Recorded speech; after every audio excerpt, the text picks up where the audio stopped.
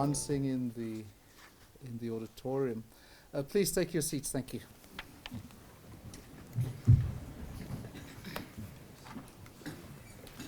So it's a great pleasure and special honor for me to extend a very warm welcome to each one of you this evening to this very special occasion. I must concede it looks far more austere than it should be, but I'm sure that pretty soon Professor Hendricks will have us all engaged and hanging from her lips, so to speak. So allow me first of all then to acknowledge the Executive Dean of the Faculty of Humanities, Professor Alex Broadbent, Professor Cheryl Hendricks, our inductee this evening, our friend and colleague, Professor Maxi Skuman, our respondent this evening. Allow me also to recognize, I saw him sneak in just before we walked in, the CEO of the CHE and a good friend of ours. Where is, welcome Narent, Professor Bejnath, a warm welcome to you as well.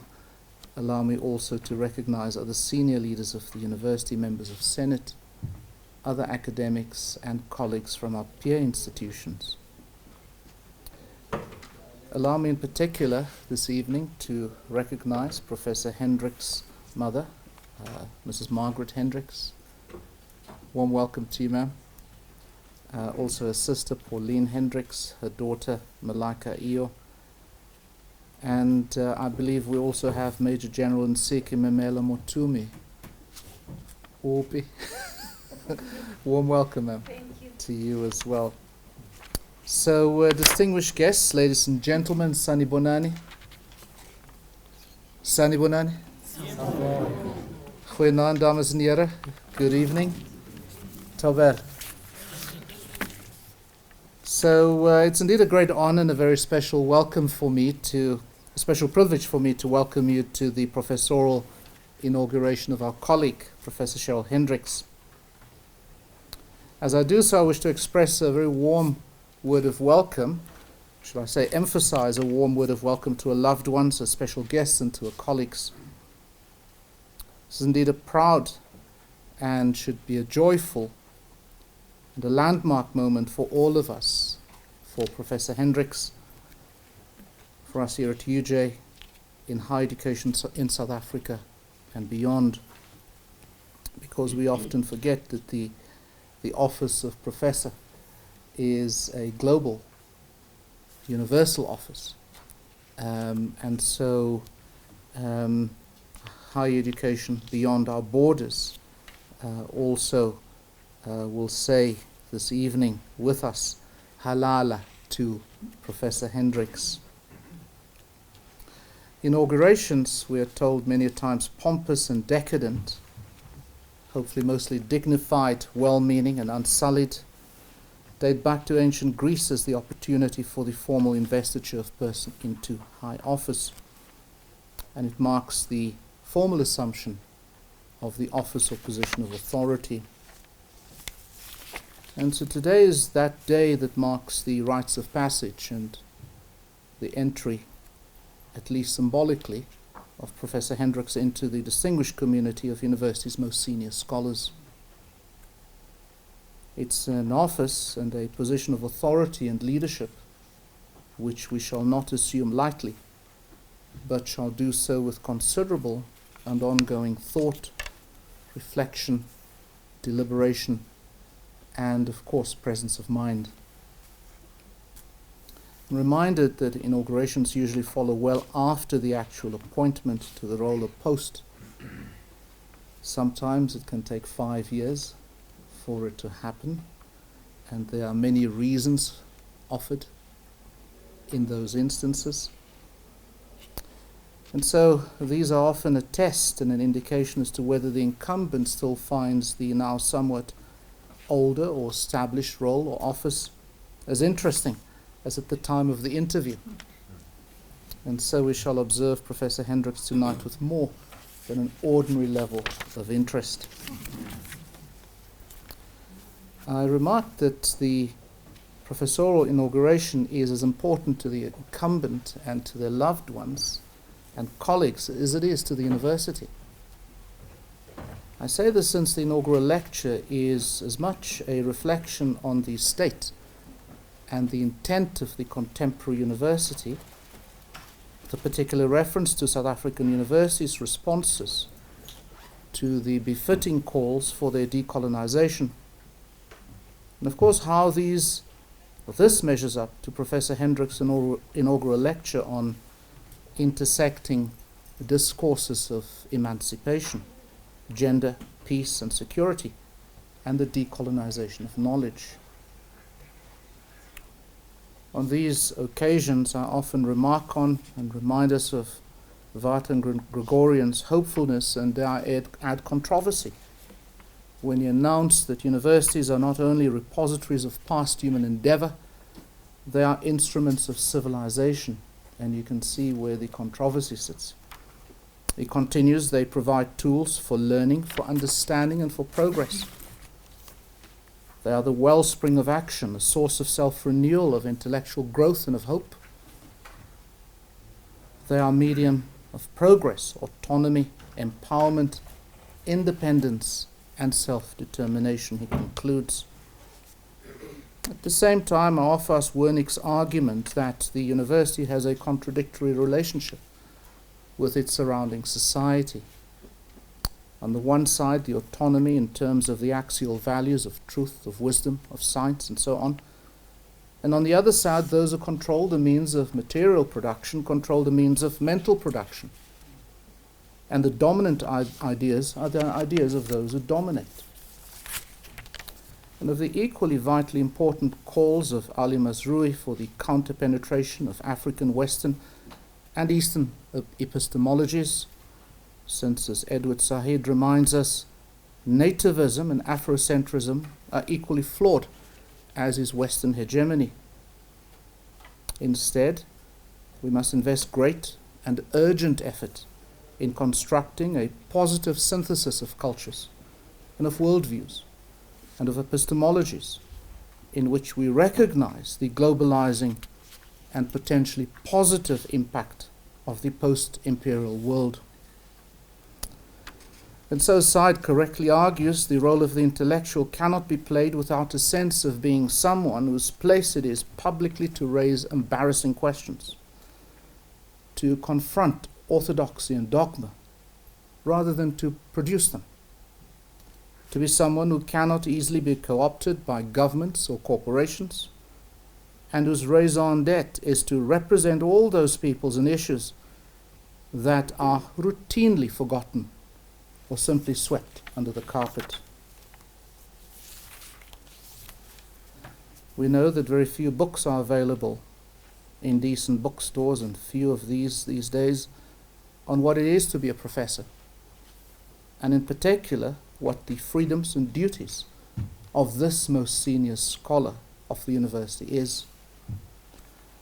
In this regard, I offer you the reflections of Bruce McFarlane, distinguished professor here at the University of visiting professor here at the University of Johannesburg, who in his book Intellectual Leadership in Higher Education, Renewing the Role of the University Professor, seeks to remedy this oversight.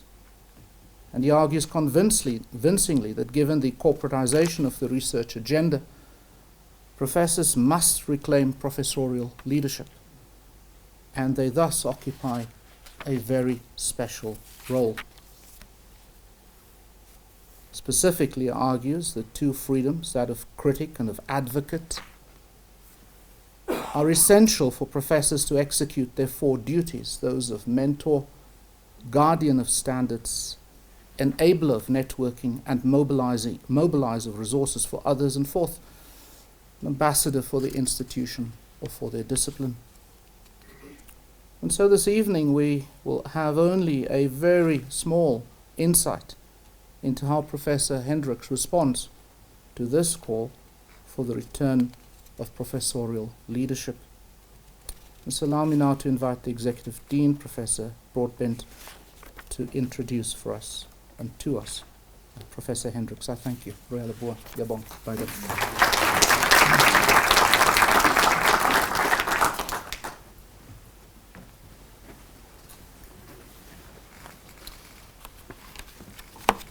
very much. Let me briefly add my welcome to the most distinguished guest, I think, who is the mother of the good Professor Margaret, and also Pauline, Lorraine, Jabu, Malika, and Dixon. I'm very much looking forward to this lecture because Professor Hendricks has played a very substantial role at this university and in our faculty relating to decolonization of knowledge. So I'm really looking forward to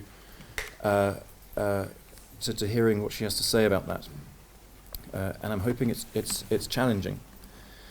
Cheryl Hendricks grew up in Cape Town and attended Central Park Primary School in Bonteheuwel, Belthorn Primary School in Crawford, and Belgravia High School. She obtained her BA degree in 1984 and her honours in political studies in 1985 from the University of the Western Cape. Her career in academia started as a research assistant at the University of Western Cape. She went on to do her master's in Southern African Studies at the University of York in England. Her first appointment as a lecturer was also at the University of the Western Cape, first in sociology and then more permanently in the Department of Politics in 1991. She completed her PhD in Government and International Relations at the University of South Carolina in 2000. Her thesis was on the constructions of coloured identity in South Africa. She then became a postdoctoral fellow at the Frederick Douglass Institute for African and African American Studies at the University of Rochester, New York. Although Professor Hendricks has always maintained a keen interest in identity politics, race and gender, her research shifted to that of peace and security when she left academia to work in a number of NGOs. She started working at the Institute for Security Studies in 2005 as program head of the Southern Africa Human Security Program. Here she developed a research interest in SADC's peace and security architecture, one that she still pursues. Later, she became a senior research fellow in the Conflict Management and Peacebuilding Program. Her research interests on security sector reform, conflict management, peacebuilding and gender, peace and security all stem from the work she was engaged in during her tenure at the ISS. Cheryl joined the University of Johannesburg in 2013 and was appointed as the head of Department of Politics and International Relations in 2014, a position she still currently holds. She currently teaches courses on international conflict and cooperation and peace and security in Africa. She has co-edited 2 books, Southern Africa From National Liberation to Democratic Renewal and Gender, Peace and Security in Africa, co-edited a monograph on the security sector in Southern Africa, and edited a monograph on From State Security to Southern Security in Southern Africa, Policy Research and Capacity Building Challenges. She's been a guest editor or co-guest editor for a number of journals, and has published many journal articles, book chapters, policy briefs, research reports, and media articles. Her academic stature is gleaned through the many conferences, seminars, workshops, and dialogues that she has participated in nationally, continentally, and internationally. She most prides herself for her sustained research and activism on gender, peace, and security, where she has worked extensively with governments, intergovernmental organisations, non-governmental organisations, and civil society organisations across the continent. She consciously seeks to bridge the divide between academia, policymakers, and civil society. The recent student protests in South Africa highlighted the need to refocus on issues of identity politics, decolonisation, and emancipation. Over the last 2 years, her scholarly attention has returned to these issues, and she has just completed a co-authored article with Desiree Lewis on epistemic ruptures, feminist knowledge-making, and the #FMF movement, which has been submitted for publication, and presented a paper on the struggle for decolonisation of knowledge at South African universities, challenges and prospects at a conference in Ghana, which she also intends to submit for publication. She is currently working with Professor Sadi on a joint book proposal on women, war and peace in Africa, and her longer-term research projects are on developing a new peace agenda for Africa and on the unfinished business of Pan-Africanism in global Africa. So it's with enormous pleasure that I invite Professor Hendricks to come and address us. Thank you.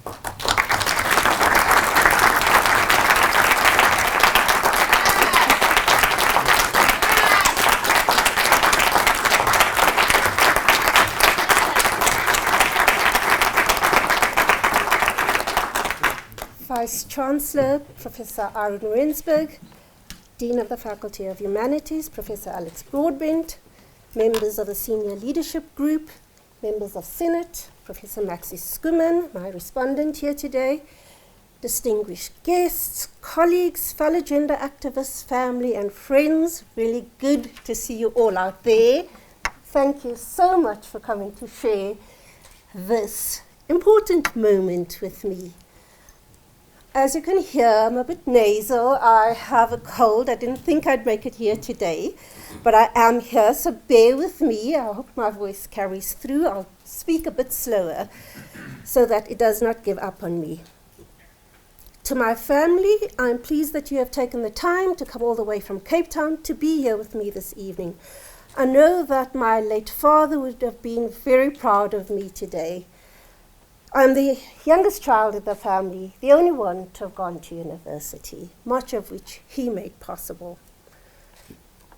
Although I've given many talks all over the world, this would be the first time that my family actually hear me present a lecture, although they always say that I lecture to them. This then too is an opportune time to say thank you to my parents and siblings for making the necessary sacrifices so that I could get a higher education.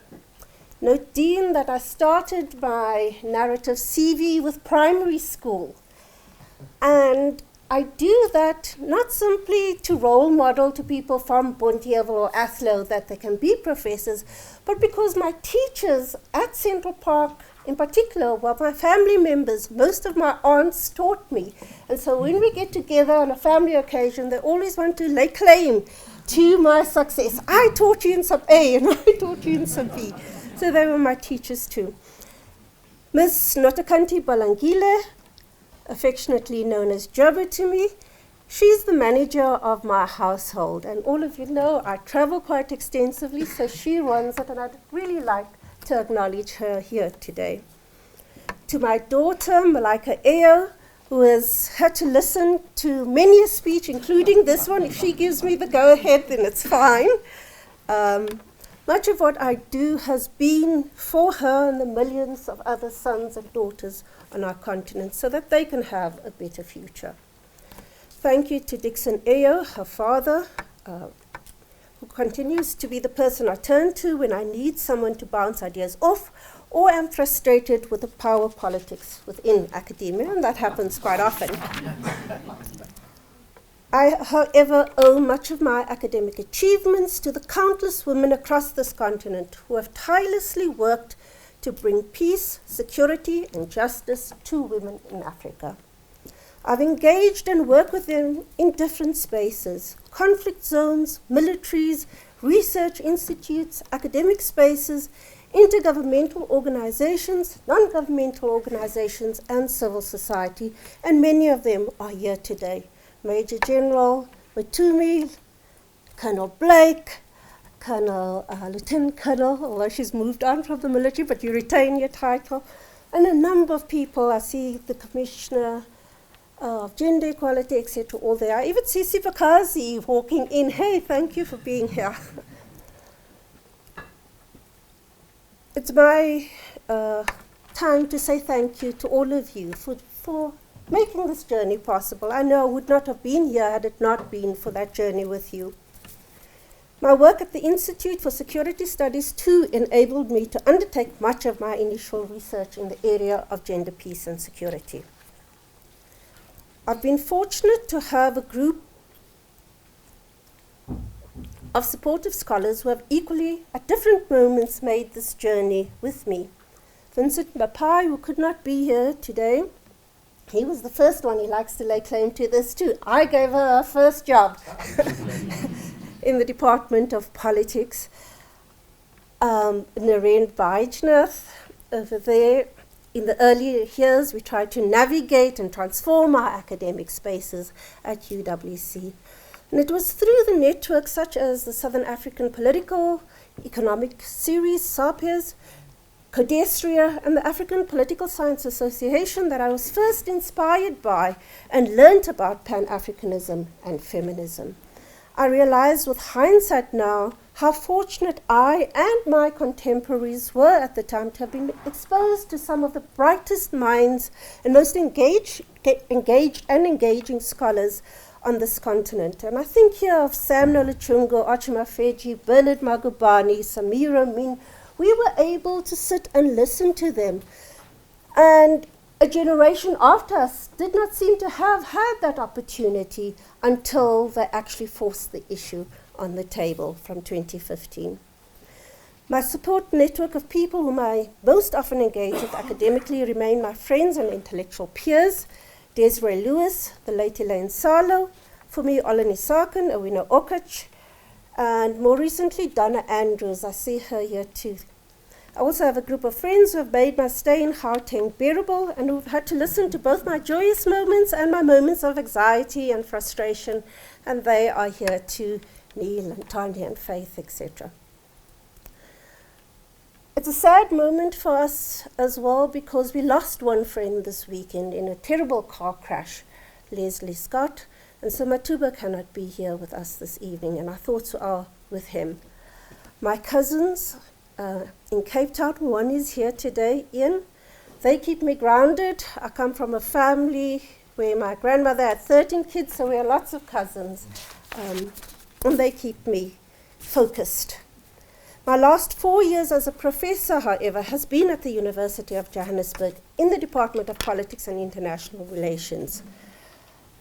I'm privileged to have had the opportunity to work with and grow with my colleagues, Yolanda, Dion, Kwandiwe, Chris, Annie, I can't name everybody, Susie, etc., the senior leadership, and to act with our students. And it is seeing our students develop and learning from them, especially over the last 2 years with the Fees Must Fall movement, and about our debates around decolonization. For me, it reminded me of the reason why we are here and do what we do. The intellectualism that is required of us and the education for liberation that we seek. Last but not least is to say thank you to Ray Israel, who has been a key source of support as we try to grow the Department of Politics and International Relations. I know I've stretched her over the past few years, but she has always met the challenge. Thank you very much, Ray. Now let me begin my actual lecture. Professor Dion Halden Hayes has a favorite question that he asks interviewers for a position of professorship. So tell me, what is it that you profess? Would be his opening question. As I considered what I should speak to for this inaugural lecture, his question came to mind. I thought that in answering it, I should give a broad reflection of some of my own work over the last few years and elaborate not only on what I profess, some of my research areas, but also on how I've come to profess it, my epistemological journeys. Although my research interests have been broadly concerned with peace and security, it is the gender dimensions of this focus area that have occupied my intellectual pursuit over the last 10 years.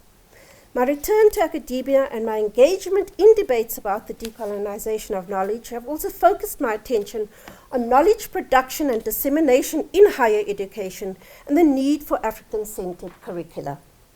I locate myself as a Pan-African feminist activist intellectual who works across the divides of academia, policymaking, and civil society.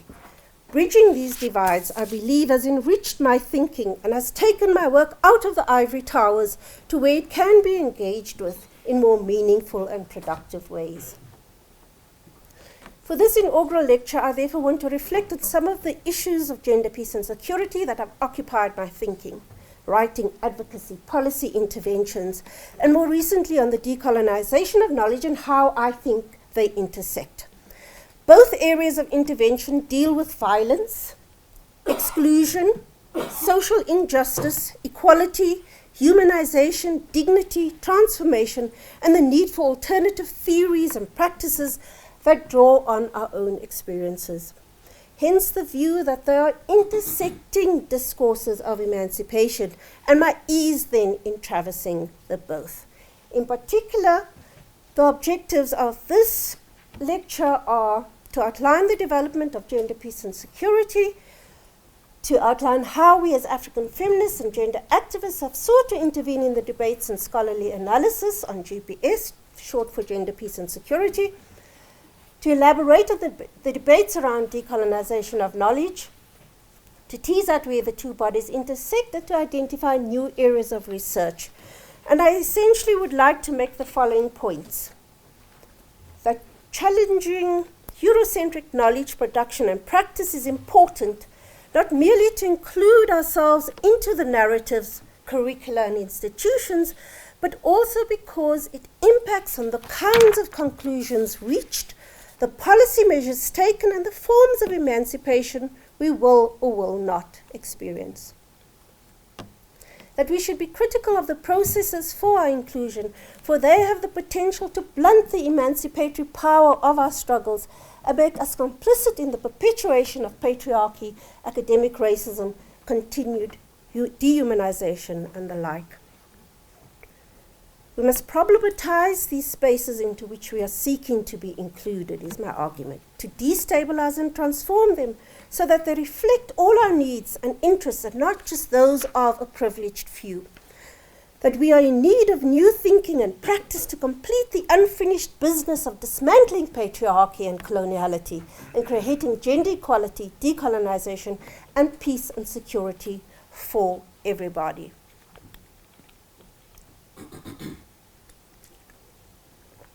My interest in this subject was first piqued when I was part of a facilitation team for the South African Women in Dialogue, SAWID, their workshop with Burundian women in 2004, where they sought to share experiences about the struggle they were in. I listened attentively to Thandi Modisa and others elaborate on how they would not only mobilize to be part of the negotiations, in which we as South Africans, I think, achieved what still stands out there as a remarkable feat. 30% representation of women at the negotiation table, hardly achieved after that again. But also had to resist arguments to be excluded from combat positions in the security sector, even though they had been part of the liberation movement, and on the attempts to mainstream gender into the security sector. I listened to the impact that conflict had on the women of Burundi, how they had been marginalized in peace negotiations and in DDR processes, DDR being disarmament, demobilization, and reintegration. And I saw firsthand the need for solidarity, for sharing experiences, and for women to be part of peace processes, to be part of peacemaking, part of peacekeeping, and part of peace building. Importantly, too, I asked myself, how is it possible that I could have graduated with a PhD in international relations in the year 2000 and have not have been aware of the women's struggles on the continent? After all, wars, the causes of conflict, how do we attain peace and security, and the intergovernmental organizations formed to prevent and manage conflicts are a major chunk of international relations. Women and their experiences were simply rendered irrelevant, invisible, as part of a broader category of civilian casualties. I soon discovered that this was a question that many other feminists in departments of international relations globally had been asking. In 2005, I joined the Institute for Security Studies, here too studying the various conflicts, security sector reform, the Southern African development community, and particularly arguing for a human security approach to peace and security. One was struck by the limited focus on gender and security. I began to do more research on the topic and to engage more and more with women in the security sector, women in conflict situations, and with policymakers responsible for peace and security. This research had traction because in the year 2000, the United Nations adopted UN Security Council Resolution 1325 on wanting to mainstream gender into the security sector. So now I just briefly want to turn to the emergence of critical theories in international relations and how feminists challenge the discourse and practice of peace and security. I still find it quite bewildering to see the lateness of the entry of a gendered perspective into the discipline of IR and the policy and practice of international relations. International relations was constituted as a separate discipline in 1919, Yet it is only in the 1990s, 70 years later, that we see a sustained feminist critique of the discipline and the development of feminist theories and perspectives within it.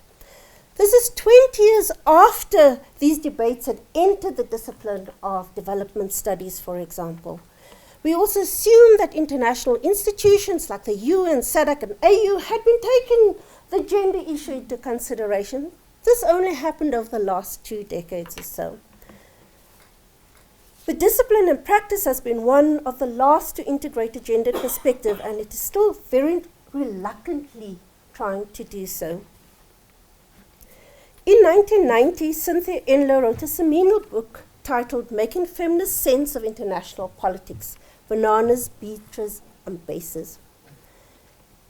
This book was an attempt to situate women's experiences in international politics. In doing so, she was critiquing IR for largely being dominated by men and interpreting the world and fashioning solutions to its perceived crises through their experiences. Her famous question, where are the women? So that's the UN Security Council, as you can see, lots of black suits, and a UN Women, I think, statement there, what is missing.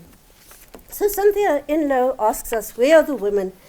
But this work goes on to spawn a whole new body of literature on women's experiences in conflict as part of militaries, as part of international politics, and how they sustained hierarchical global power relations. Male colonizers depended on women, their complicity, in order to be able to colonize, for example. And our militaries depended on constructed notions of femininity and masculinity to reproduce themselves. This built on her earlier work, Does Khaki Become You?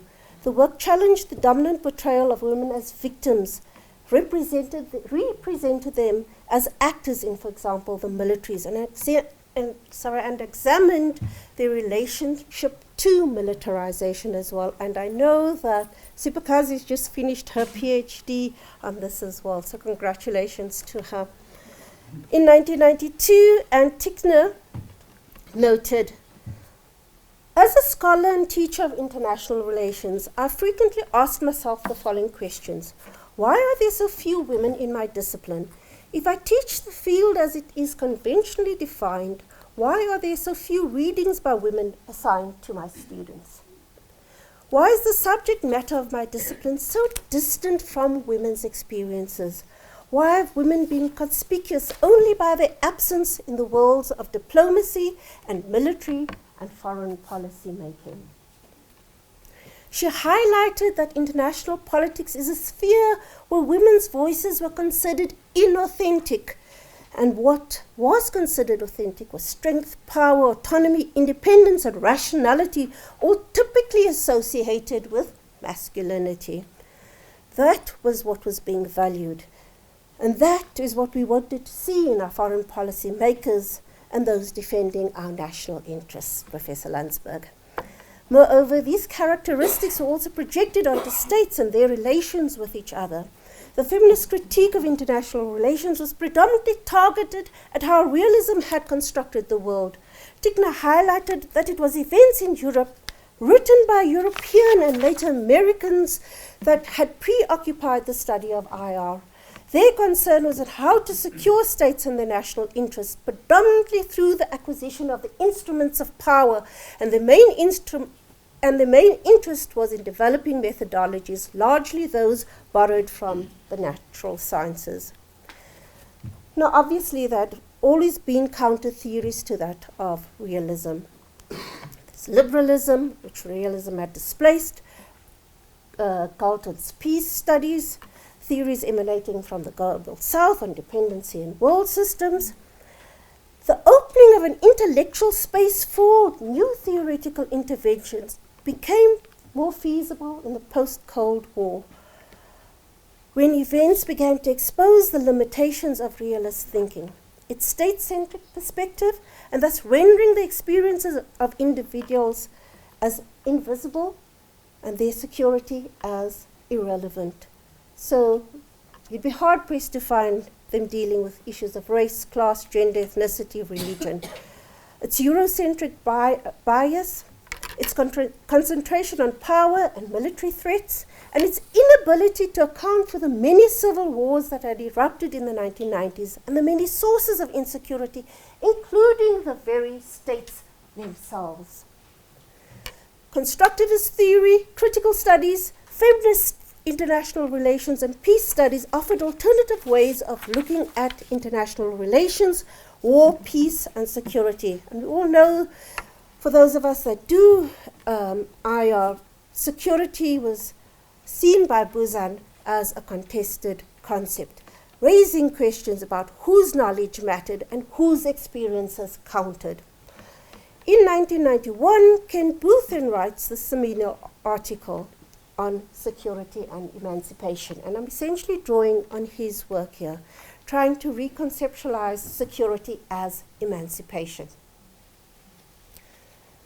And he argued that emancipation should logically be given precedence in our thinking about security over the mainstream themes of power and order. True, stable security can only be achieved by people and groups if they do not deprive others of it. Emancipation is the freeing of people as individuals and groups from those physical and human constraints which stop them carrying out what they would freely choose to do. War and the threat of war is one of those constraints, together with poverty, poor education, political oppression, and so on.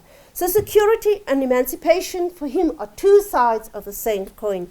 Emancipation, not power or order, produces true security. Emancipation, theoretically, is security, was the argument he advanced. In doing so, he was drawing on the work of Hedley Bull, who had argued that the referent for security should be humans and not the state.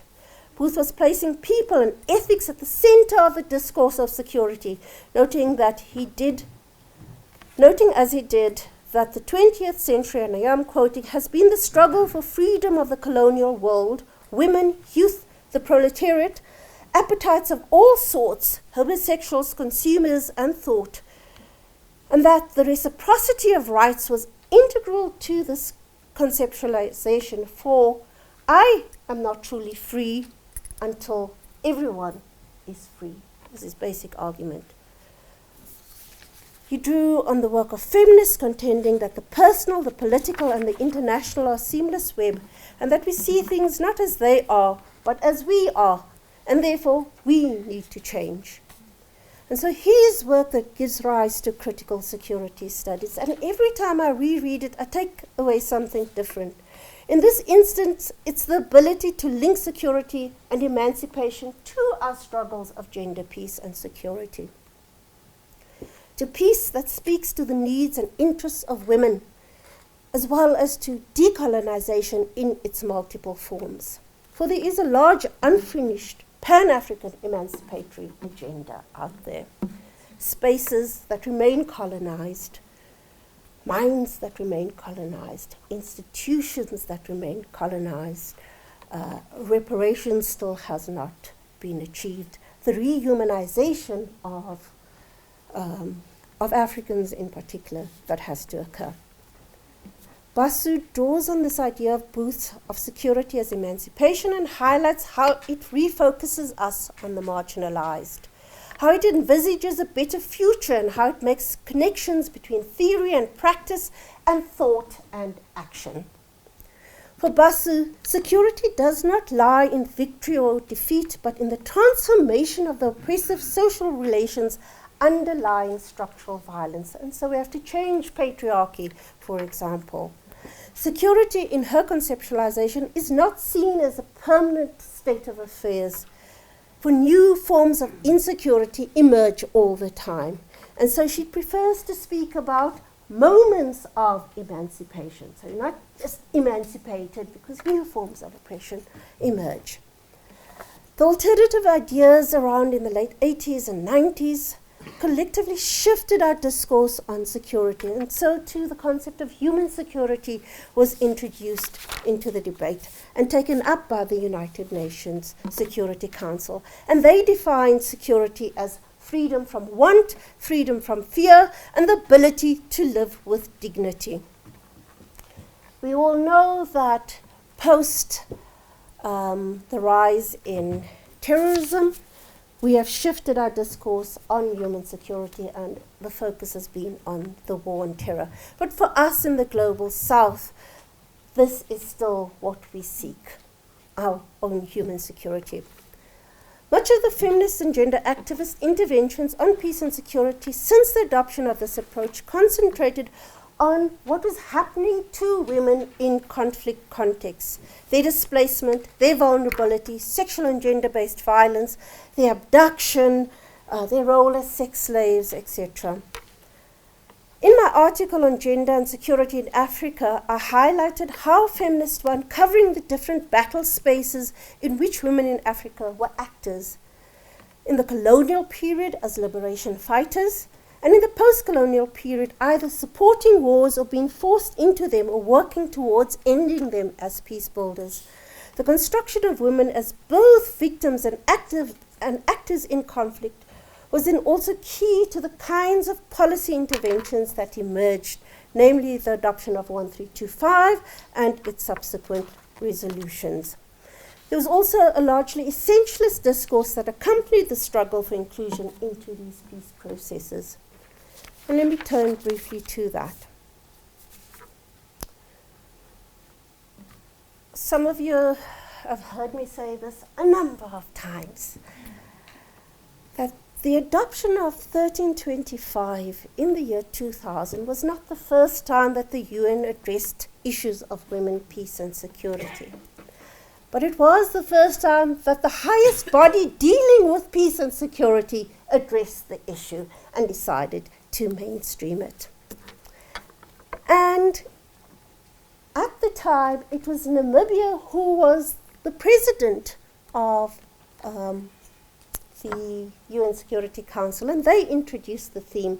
And the ambassador, who we happened to meet about a month ago, she was actually telling us how she was the one that put forward the motion to introduce this particular resolution, and how all of these men laughed at her.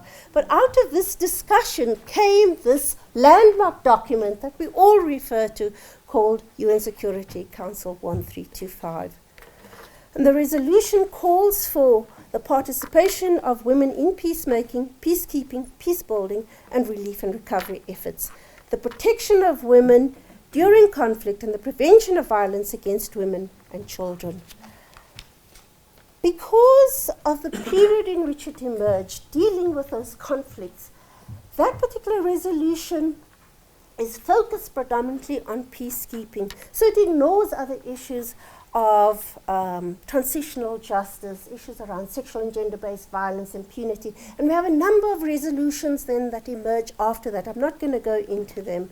But they all seek to address this issue of peace and security for women, and we collectively refer to them as the Women, Peace and Security Agenda. I've argued with for me, and we know in one of our articles, that this agenda was made possible precisely because feminist researchers, policymakers, and activists could get together to make this happen. When we work together, we have those emancipatory moments. When we do not, when we diverge, that transformation potential is lost. And in many respects, the ways in which this resolution was then implemented, it lost appeal with many feminist researchers, and they withdrew. Because the focus shifted from transforming the unequal gendered power relations to including women in peace and security structures. It depoliticized the issue. It reduced it to an additive exercise, include us, adopted an essentialist and instrumentalist discourse in its justification for inclusion. So women were seen as being naturally peaceful, that they would more effectively deal with women's issues and made peace missions more operationally effective. They homogenized women and their experiences, and it reflected women's concerns predominantly through the lens of GBV. That was the focus. Now, feminism was more than this. It was about women's rights. It was about gender emancipation, not just about women and not just about including women into mainstream constructions, as Tickner and Sjoberg argue.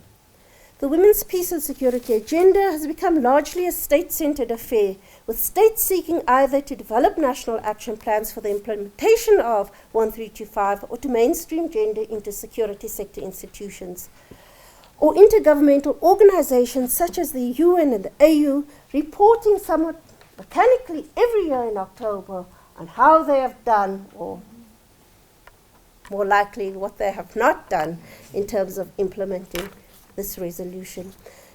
Women's civil society organizations continue to be marginalized from these processes. They've largely been on the periphery, either clamoring to participate in peace negotiations, continuing to do their work around country, or continuing to do their work around GBV. And this often with very little resources, as the bulk of the resources in conflict countries are earmarked for gender training of peacekeepers, for gender and security sector reform, soft entry points for the development agencies and for militaries like AFRICOM. So they use the gender angle in order to get more relations with our government departments, and we sometimes are complicit in that. The lack of progress in actually transforming the situation for the vast majority of women in conflict situations and in non-conflict situations, and the lack of sustainability of our peace processes force us to become more introspective about the path we have taken to realize gender equality and peace and security. It has been denuded of its emancipatory potential. A few African women intellectuals and activists have sought to intervene in these debates and practices, and I want to raise some of their concerns. Women in Africa have long been actors in the quest for emancipation on this continent. Much of the early work on women and conflict has been on revealing women's participation in liberation movements and the associated armies. Their work in women's movements to fight for gender equality, their work to counter sexual and gender-based violence, and their role in conventional militaries. This body of work was a direct challenge to the dominant Western narrative of African women as mere victims of conflict or of their confinement to the private sphere. The early work of women and militarism by Jacqueline Koch and Amina Mama highlighted both that women were part of militaries in Africa and the ambiguity or the contestation surrounding their inclusion. Much of that we still wrestle with today. And so, to quote Koch, the role of women in militarization has been largely obscured and mystified by two competing perspectives, that of sexism and feminism. Both analyses exclude women from war on the grounds that they are bearers of special qualities. Sexism excludes women from the ranks of the military on the grounds of their physical inferiority and unsuitability for fighting. As the weaker sex, women must be protected and defended. One variant of feminism similarly excludes women, but on opposite grounds, that of their innate nurturing qualities, their creativity and their pacifism. Koch furthermore highlights that women's incorporation into the military does not eliminate the subordination of women or even erode patriarchal relations, and we know this in the SANDF. Amina Mama had indicated too, you can have your 30% of women in the military. It's not going to transform the military unless you do other transformative things as well. Yet much of what we were trying to do with the implementation of 1325 and with gender and security sector reform was to get more women into the security sector, into militaries, the police, correctional services, immigration. 1325 asked for more women as peacekeepers. How are we to get more women as peacekeepers? We had to be there in the institutions that deployed peacekeepers. So we had to get them into militaries, had to get them into police, etc. When I began working on security sector reform, I soon realized that we had no information on the number of women in the security sector in Africa, and we still don't have this information. For years, I painstakingly made it my task to try and collate that information, including how many women we were deploying to peace missions, at least for Southern Africa, and I still think it stands out there as some kind of record of what we're doing. So we tracked progress, we published it every year in the SADC barometer, and states would argue about the figures, but they generally agree, there's Loveness who started the barometer, that these are the figures.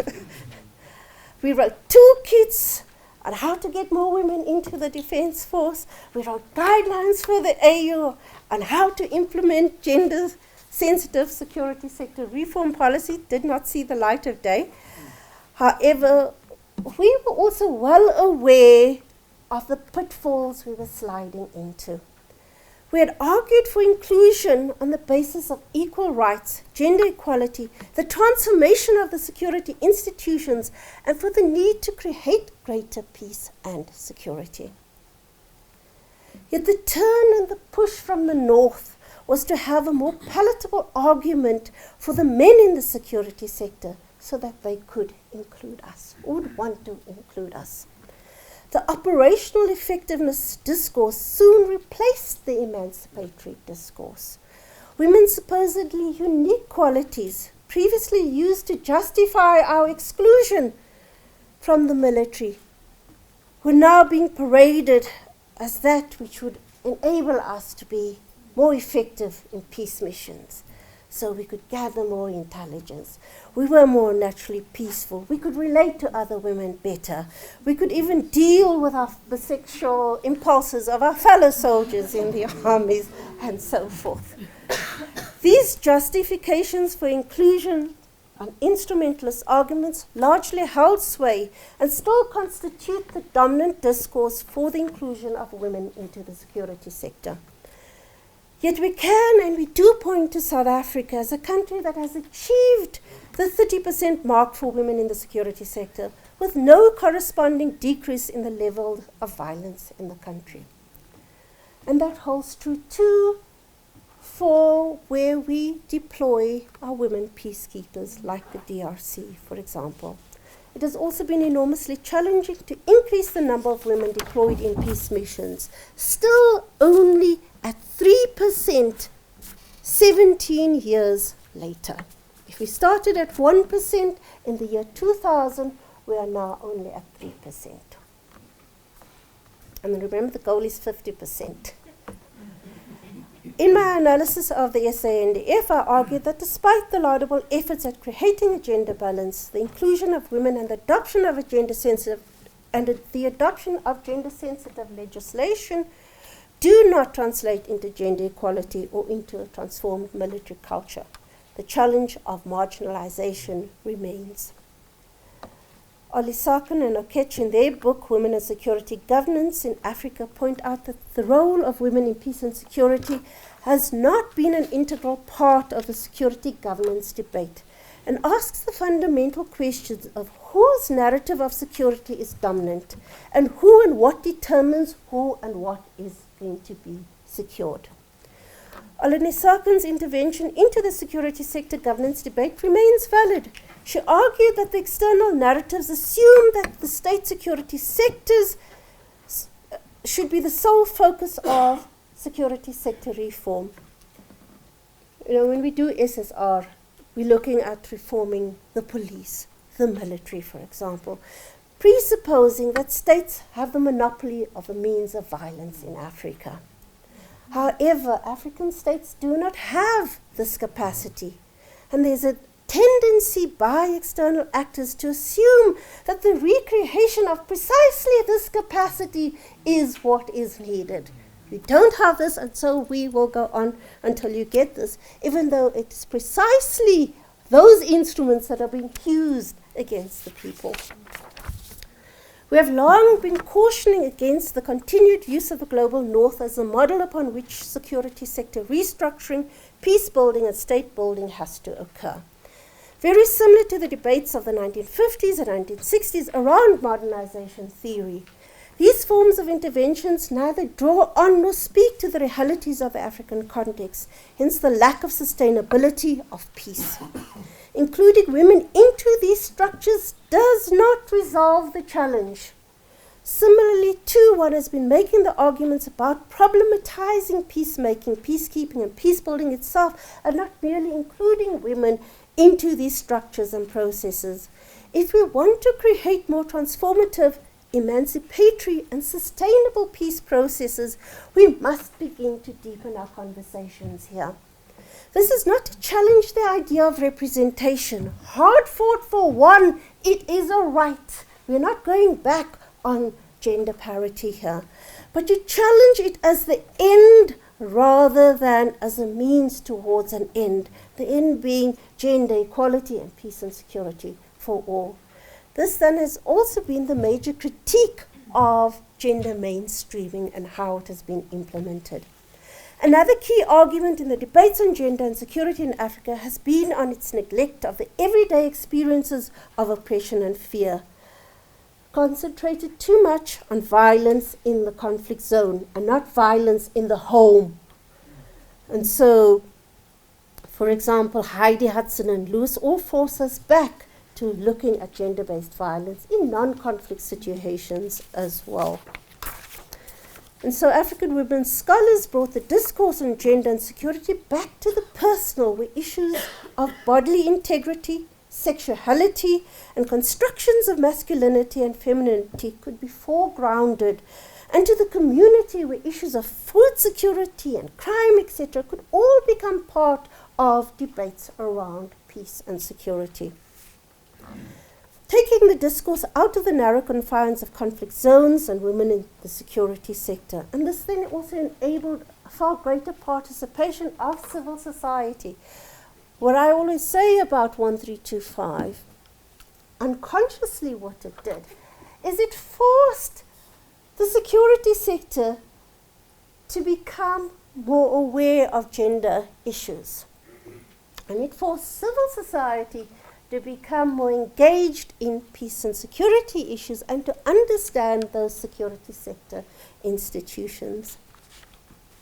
And so now we have civil society engaged in advocacy around 1325, arguing that it should not just be about conflict zones, it should deal with the day-to-day experiences of women and the kinds of violence that we suffer. And these are similar to the questions that have been asked about coloniality in the debates around decolonization of knowledge, to which I want to turn to now. The Rhodes Must Fall, Fees Must Fall, and Patriarchy Must Fall movements that emerged in 2015 and 2016 shattered the delusion of transformed higher education in South Africa.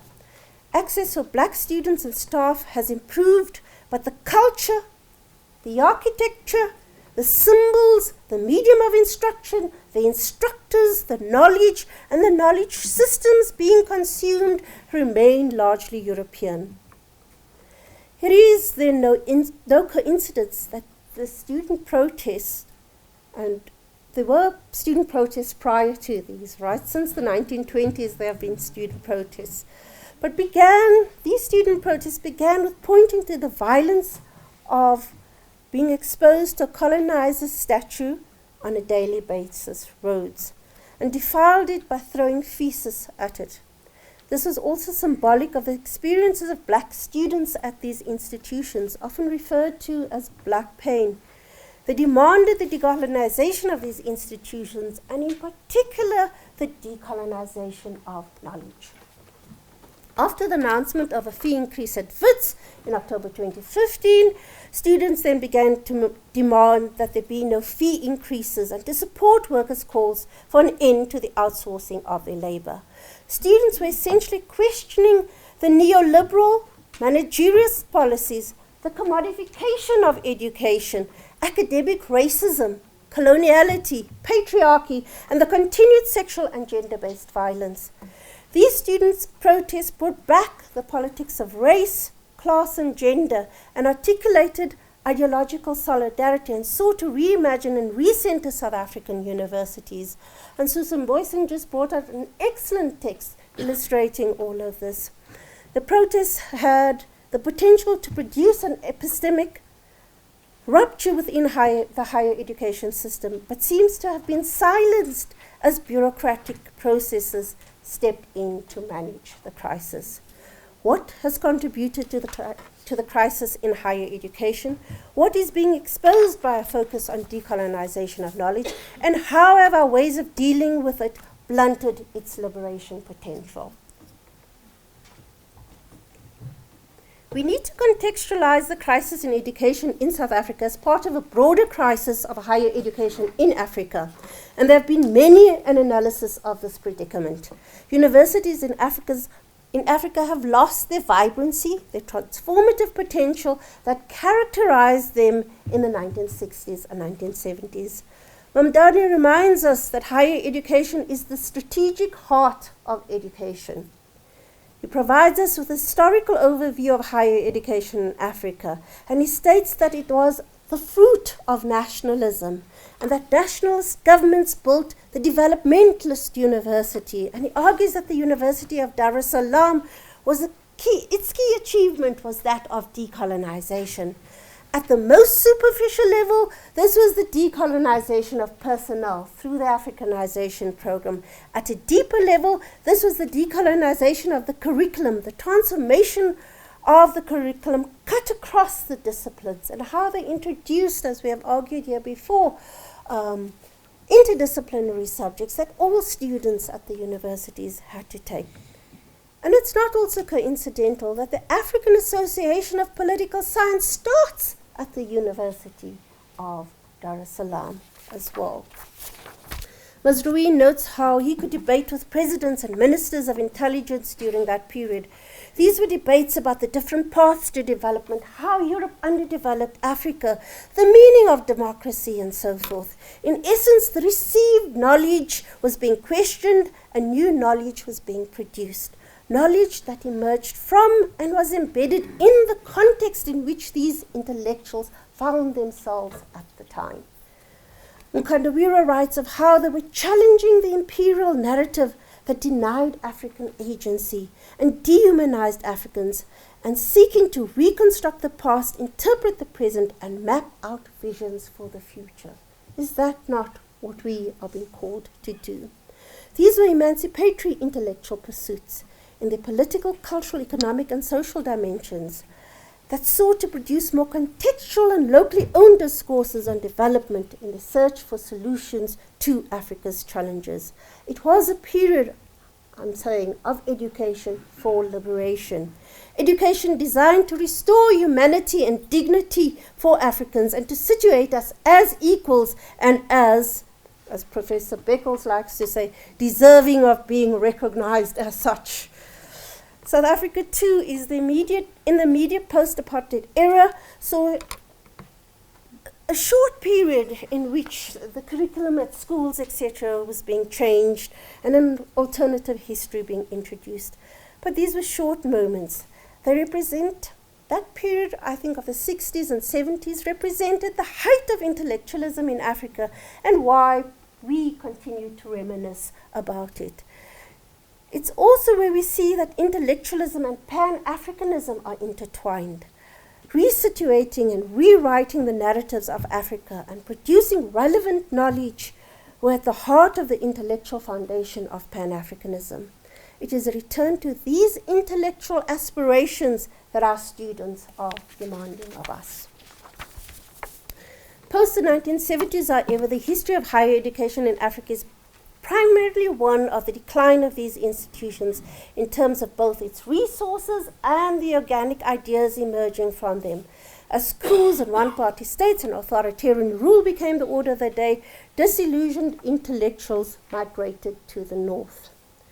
The late 1980s, as we all know, was a period of structural adjustment that perpetuated the idea that higher education was a luxury for Africans, one that we could ill afford, and introduced the commodification of education. So we talk about our clients and ourselves as service providers. Neoliberalism is marked by the disinvestment of states in higher education, the privatization of universities, and the massification of these institutions. And the massification does not correspond with an equal investment in human resources and infrastructure. And this then leads to a decline of the very institutions we're seeking to use as vehicles for our liberation. Universities now became factories for skilled labor for the market, sites of vocational training. Or, as Professor Beckel says, academic certification was being celebrated whilst a simultaneous deep-seated resistance to intellectualism emerged. In addition, in the name of good governance, quality control, effectiveness, and efficiencies, universities became bureaucratized and corporatized, and power shifted from departments and faculties to the executive. And I always note this at the universities. But we bring in the students pay fees, etc. Why do we get the least money in the departments? Their prerogatives are showing relevance, efficiency, and effectiveness held sway, and this was determined not so much by what was produced to carry forward the emancipatory projects, but by rankings determined by criteria set in different contexts. And I think Cruz de Silva sums it up very nicely for us. What is promoted is the diffusion of knowledge in detriment to its production, and the submission of university objectives to commercial interest.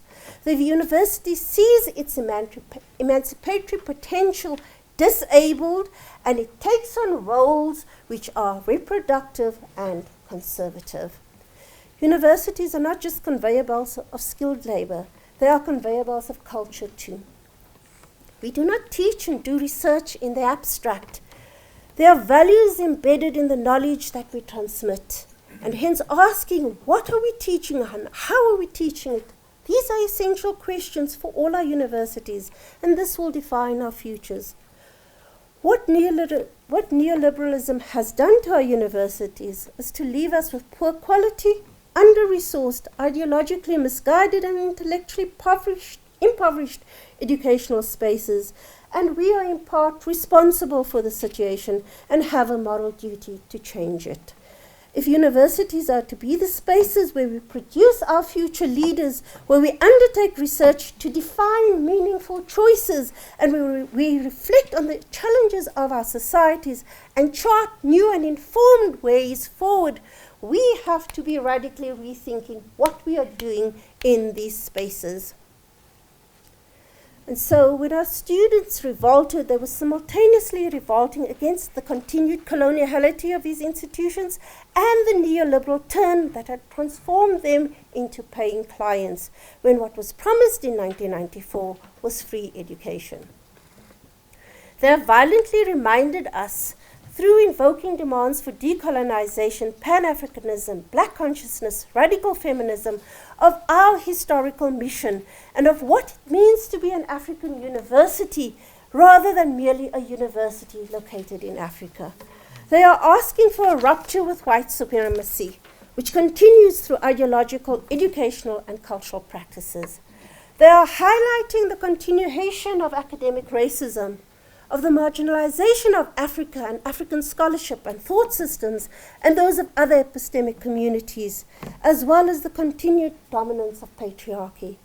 The stark reality that we have not succeeded in democratizing, deracializing, and decolonizing education in South Africa was put squarely on the table in 2015. More than 20 years of tinkering with the system had not yet led to the desired transformation. I'm not going to go into the white paper, etc., which I expand on. I think we know the challenges that it identified and the kinds of responses that we have seen. And so, for example, the massification of our education system, making it more efficient, etc. And we have done well on this score.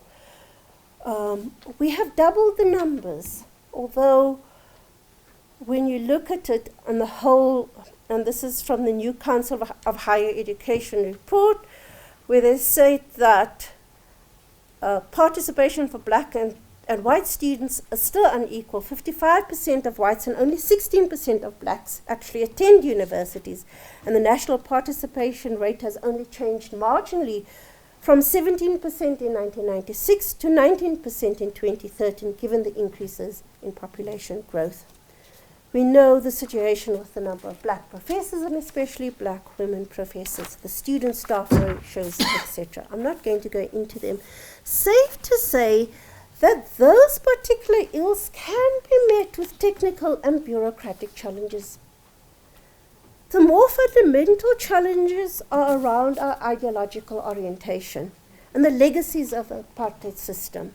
Neoliberal, patriarchal, racialized, and privileging norms and cultures acknowledged from the North that still remain in our institutions. There's been little reflection on content, on assessments, and the kinds of research undertaken. How do these draw on and relate to and enhance the societies in which universities are located?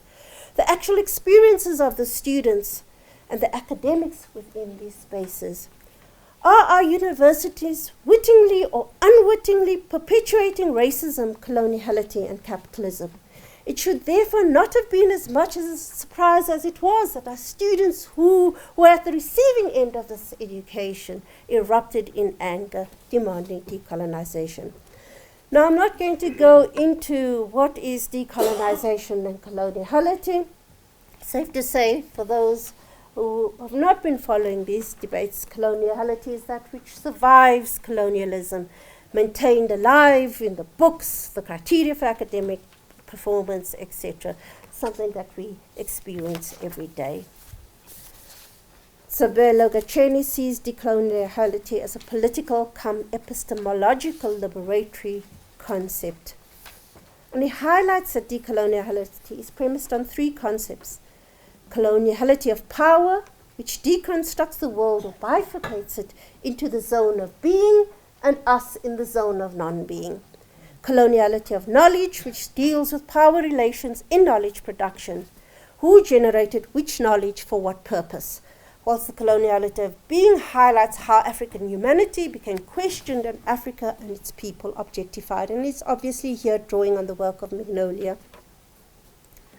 The calls for the decolonization of knowledge by students in South Africa were not articulated in these sophisticated ways, but their cries spoke directly to the pain inflicted by these forms of coloniality in the higher education space. Brenda Libowitz notes that students express the desire for decolonizing knowledge in three domains: recognition, redistribution, and representation. The decolonization of knowledge is a quest by students to see their lived experiences and cultures reflected in the institutions and the associated curricula. It is a call for higher education to be more representative, to produce and consume more endogenous scholarship, and to make visible that which has been erased or made largely invisible in the academy. African history, African and African feminist scholarship, and African knowledge systems. It is for more pluriversity, critical thought, radical and revolutionary thought, and an end to the continuation of academic racism. It is for universities to engage in the debate of how to create the paths to human security, to emancipation and dignity for global Africa. That we become activist scholars oriented towards the Pan-African ideal that has been the foundation of our political, economic, social, and cultural struggles. So where do these two bodies of knowledge intersect? What the preceding discussion draws attention to is that the quest for gender equality in the peace and security sector and for the decolonization of knowledge have at their core an emancipatory ideal. They seek emancipation from oppressive power relations, patriarchy, racism, white supremacy, from physical, social, and psychological violence, armed conflict, sexual and gender-based violence, etc., and from the dehumanization that these practices produce.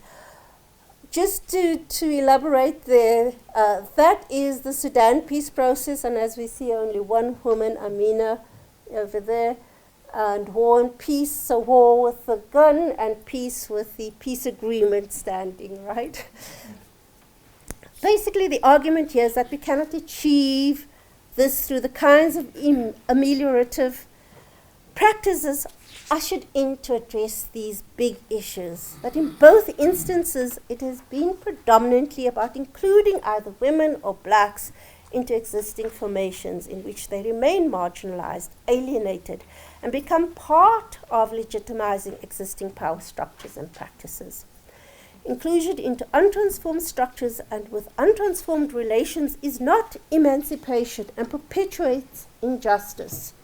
It gives rise to the forms of continued patriarchy and coloniality that is being rebelled against. It is often argued that peace and security cannot be attained without the participation of women. I beg to differ. A limited negative peace, the silencing of the guns that Agenda 2063 calls for, that can be attained, and many a peace agreement has been signed without our participation. But the kind of peace that we are referring to when we say that is that Booth had envisaged as being free from constraints, political, economic, social, cultural violence, the freedom to make meaningful choices, or as Olunisakun defines peace and security, simply to live long and to live well. We certainly do not have this kind of peace and security if half of the world's population is excluded from the structures and processes that are supposed to make it a reality. However, the current structures and processes are constructed by men to deal with wars and crimes that they largely commit, to forgive themselves for committing harm that has predominantly impacted women, to redistribute power and resources among them according to who has the monopoly of the potential to do the most harm. It is thus structured to privilege men, to take their interest into account and to perpetuate the very system that oppresses us, patriarchy. Similarly, employing more women as police officers, military and border personnel does not in and of itself produce greater security for women. We must have more locally relevant, holistic and transformative approaches to peace and security in both conflict and non-conflict situations. Including us in the current peace and security processes has not and will not lead to our emancipation. Changing the very system has to be our first port of call. How do we create a just peace and sustainable security for all on the basis of our own experiences, our own understanding of our local context, the emergence of new alternative theories, practices, ideological foundations, and power structures? That has been our challenge, and that is still our challenge. In terms of the decolonization of knowledge, it is not merely about adding a few African authors to an existing curriculum or developing a module or postgraduate program in African studies, though these are good beginnings. It is about a deeper reflection on what we are teaching and how we are teaching it, and in what kinds of spaces and by whom. And go and see Bamdani's critique of African studies for an insight into this. When we seek to address this issue, it cannot be done by merely including those at the margins without destabilizing the culture of the institutions and the type of knowledge being produced and consumed. As we have done in the past, the experience has not been emancipatory.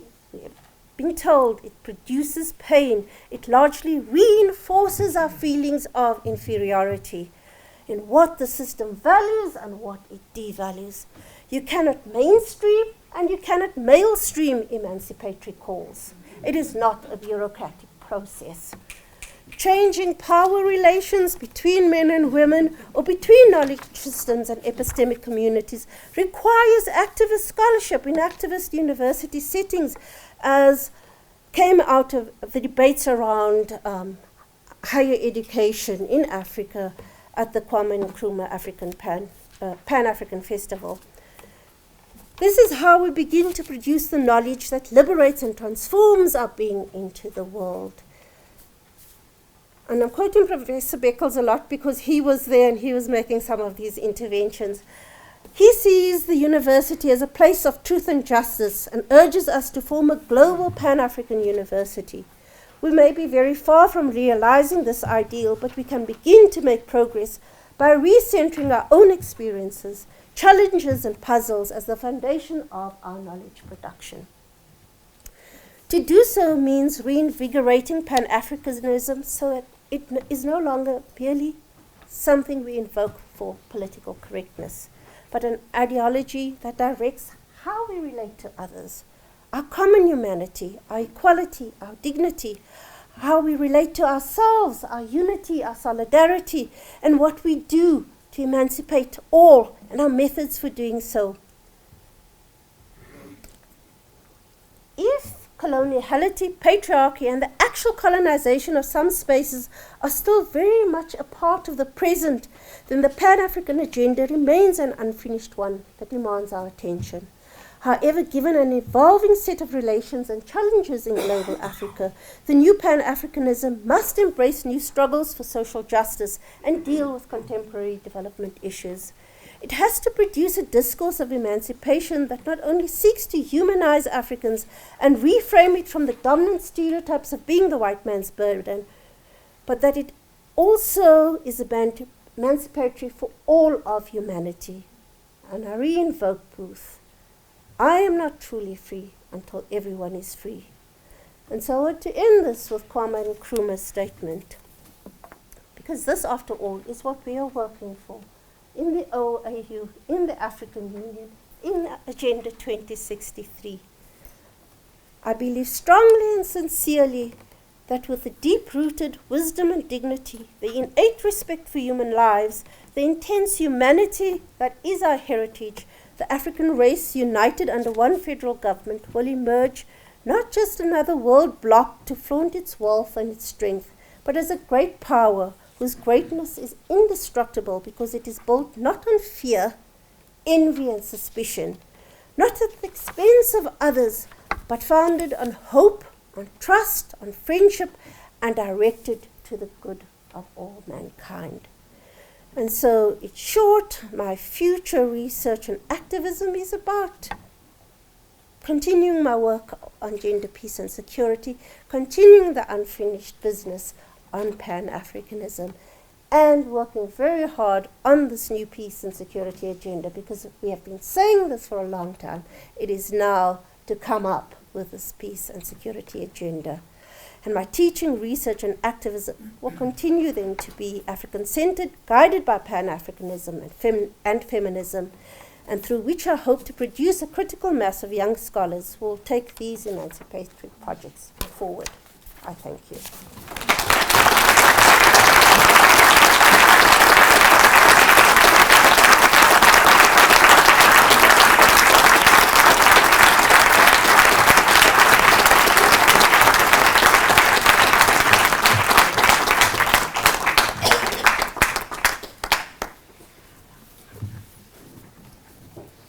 Mr. Vice-Chancellor, Mr. Dean, distinguished guests, family and friends. I envy Professor Hendricks having her mother, her daughter, a sister here this evening. What a wonderful privilege. But also Professor Hendricks' colleagues. A tough act to follow. One cannot do justice to this kind of presentation in 5 or 6 minutes. So bear with me for being fairly superficial. I want to start off by thanking you, Professor Hendricks, for the singular honor of inviting me to respond to your inaugural lecture this evening.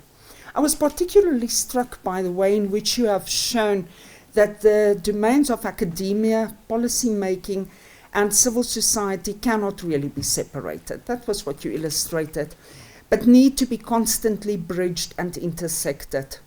I was reminded of Gramsci's theory of intellectuals, and I quote from David Sessions' recent article in the New Republic on the organic intellectual, which for Gramsci is, and I quote, above all, a name for those who, emerging from working class conditions, have the inclination and ability to express their vision of society and organize it into action, unquote. And your lecture this evening is ample evidence of this inclination and ability. Of particular importance in your presentation is your critical reflection on the theory and practical interventions of women intellectuals in Africa, a group who understands the danger of the often irrelevant, deeply self-interested northern models and solutions being applied to and implemented in the African context, and particularly so in zones of conflict and contestation. Also a group who in their academic, policy and activist work argues for approaches that are relevant to and embedded in local knowledge and practice, advocating for true emancipation, what you refer to also in your lecture as the quest for dignity. I think the greatest contribution of these women intellectuals, and here I refer also very specifically, Professor Hendricks, to your contribution to the field of peace and security on the continent, is to overturn the stereotype of women as being merely victims, a group that has to be always protected and decided for and about. And what you do is to powerfully and empoweringly show and practice agency. Another aspect I want to emphasize is your reflection on how the decolonization of knowledge and the way in which we utilize the idea of the university intersect with issues of gender, peace and security. Our higher education crisis, I want to argue, is not only part of a broader crisis of higher education in Africa, and you've illustrated this, but of a global crisis about what the university is and who it is for. Our task is decolonizing knowledge within a full understanding of the real struggle that is one of international proportions, in which the battle lines are drawn between the super rich, the so-called 1%ers, and their so-called thought leaders peddling easy answers to complex questions, and on the other side, the public intellectuals in the Gramscian sense, those who realize that there are no easy answers, but that our task, we who profess, is to grapple with and reflect on the complexities of our fraught times, and to do so with our students, not offering banal, technological, isolationist, insular solutions to the problems of race, class, gender, inequality, and socio-economic and political injustice. Your emphasis on being aware of what we profess should shape campus debates about who we are and what we teach, but also about what it is that we want to contribute knowledge to. And I think that is particularly important. I agree that adding African voices to our reading lists or developing African studies courses is at least a starting point, but I do want to suggest that the idea of deeper reflection and changing cultures and upturning oppressive hierarchies goes hand in hand with building confidence in ourselves as Africans, both as teachers and as students, to study the world from an African perspective. Very practically, what I refer to here is the need for us to develop curricula in which we start to study not only our continent, but also other regions. I'm always a bit surprised by how easily we accept outside experts on African studies to teach in our universities, yet how many of us have a sufficient knowledge of Europe, Asia, North America from the perspective of our continental history and lived experience to guide our students through a complex understanding of these societies which continue to have such a deep impact on our cultural and socio-economic development trajectories. Is this not also what decolonization, transformation, and Africanization refer to? These encounters with the world out there are not only legacies, but continue to shape and impact us, and our students have perhaps for too long been prepared for these encounters through the lens of what others say about themselves, rather than how we perceive, experience, and understand them from our own position within the global political economy. Only when we start to cultivate our own understandings of the world out there as well, do we move towards an intellectual culture of, to quote you, quoting Kwame Nkrumah here towards the end, deep-rooted wisdom and dignity and innate respect for human lives. In conclusion, the strength and value of your lecture is rooted in the strong awareness you enunciate in terms of time and place and the real-world impact and interaction between our intellectual pursuits and our commitment to emancipation. You have demonstrated to us clearly what it is that you profess. My congratulations to you and my very best wishes, colleague, for the future.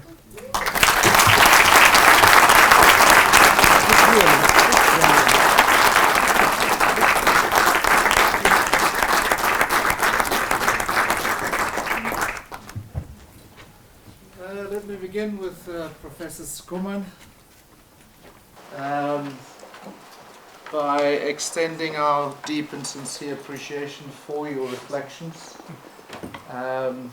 We are always grateful, always honored to have you here at the University of Johannesburg. So thank you very much for those insights and the perspectives as you reviewed our colleagues' lecture this evening. Let's give another round of applause.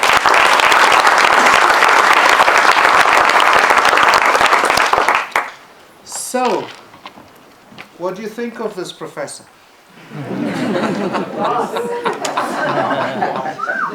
So, what does Sahid encourage us to be? Constantly putting those issues on the table, the things that make us uncomfortable, constantly disrupting, constantly challenging, and engaging with what our colleague this evening explored in part: structure and structuration, and agency on the other hand. I guess I'm referring now to our friend Giddens. And the challenge of finding oneself in that journey between structuration and agency. And so I think that we, as I looked around the room throughout those 73 minutes, I was checking if you are hanging in there. And I think that I noticed that all of us were thoroughly engaged as our colleague worked her way through very important and challenging territory. And she challenged us at the same time. And so I want to also therefore extend my congratulations to you. I want to get out of the way. Yeah, I know that your family want to see you as well. So I simply want to join Maxine and the rest of us this evening in congratulating you and acknowledging you as one of the most senior scholars of this university and of course of our global community. You have professed this evening and you have professed magnificently. And so congratulations.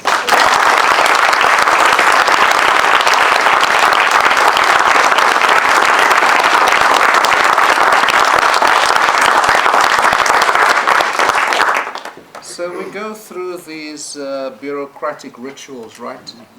Which includes the formal process of, what is the word? Robing, gowning, going through the formal investiture. And I want to invite the Executive Dean and our colleague Maxine, Professor Skuman, if they could do the honors for us.